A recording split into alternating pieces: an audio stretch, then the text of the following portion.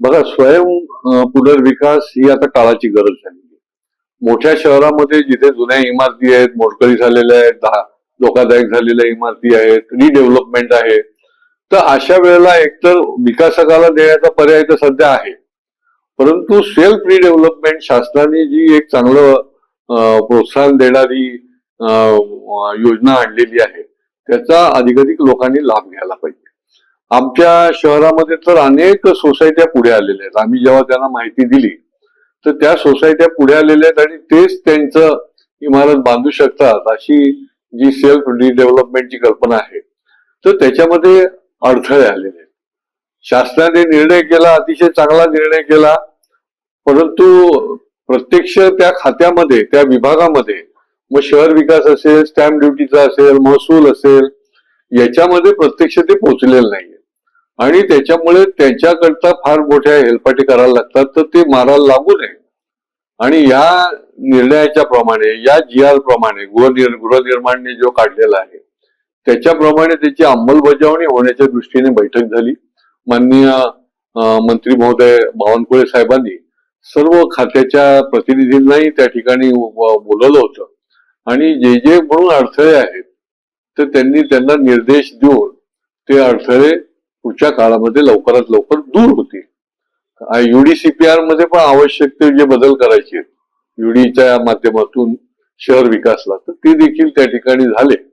तर हे एकदा अडथळे दूर झाले तर हा अतिशय उत्तम, की ज्याच्या तिथल्या राहणाऱ्या रहिवाशांनाच चांगला फायदा होणार आहे आणि त्याच्यामध्ये इंटरेस्ट मध्ये सवलत आहे, अनेक गोष्टी आहेत.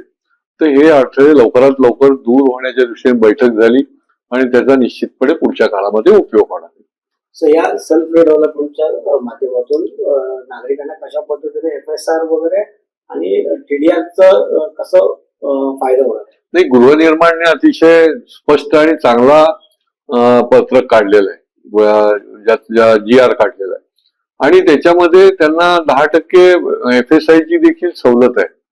म्हणजे त्यांना जे वाढीव FSI टोटल याच्या 10% वाढीव मिळू शकतो, की ज्याचा रहिवाशाला फायदा होईल, थेट फायदा होईल. मध्ये विकासक नाहीये, तिथल्याच लोकांच्या करता तो मिळणार आहे.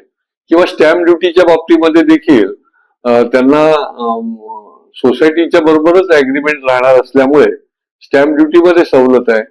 बँक रेट, बँकेकडनं कर्ज आहे. आमच्या इथे तर जिल्हा बँक आहे, त्यांनी तर ती एक खिडकी उघडलेलीच आहे की सेल्फ रिडेव्हलपमेंट करता आम्ही तुम्हाला कर्ज निश्चितपणे देऊ आणि त्याच्यामध्ये देखील शासनाने 4% सवलत सुचवलेली आहे आणि त्यामुळे ह्या निर्णया ज्या काही आपल्याला फॅसिलिटी आहेत त्याच्या माध्यमातून याला प्रोत्साहन देण्याची गरज आहे. हे अडथळे दूर झाले तर अनेक सोसायट्या पुढे येतील आणि ते सेल्फ रिडेव्हलपमेंटला जातील. सर, 712 वरती एखाद्या व्यक्तीचं नाव असेल तर त्याला ते डिजिटल कार्डच्या संदर्भात काय या संदर्भात माहिती नाही? आता काय होत आहे की आता ज्या ज्या ठिकाणी हे प्रॉपर्टी कार्डामध्ये कन्व्हर्जन चालू आहे, पण 712 मध्ये जेवढी जागा दाखवली जाते ती प्रॉपर्टी कार्डामध्ये दाखवली जात नाही, अशा प्रकारच्या खूप मोठ्या प्रमाणात तक्रारी आहेत आणि त्याच्या दृष्टीने देखील ते नुकसानच आहे. एका दृष्टीने त्याच्यात अनेक प्रकारच्या चुका आहेत. जेव्हा प्रॉपर्टी कार्ड बनवलं जातं तर ते चुका होऊ नयेत म्हणून त्यांनी अतिशय हा क्रांतिकारी पण निर्णय घेतला आहे की 712च तुम्ही प्रॉपर्टी कार्ड करा, त्याच्यामध्ये काही दुरुस्ती करण्याचं काही कारण नाही, जे 712 आहे. आणि त्याच्यामुळे महाराष्ट्रातले 1,30,000 सोसायटी आहेत. शेवटी त्यांचं कन्व्हेन्स जेव्हा डीप कन्व्हेन्स होतं त्यावेळेला देखील त्याचा त्यांना फायदा होणार आहे आणि त्यांना आहे त्या जागाच्या प्रॉपर्टी कार्डामध्ये नोंद होणार आहे आणि त्याचा फायदा थेट रहिवाशांना या माध्यमातून होईल.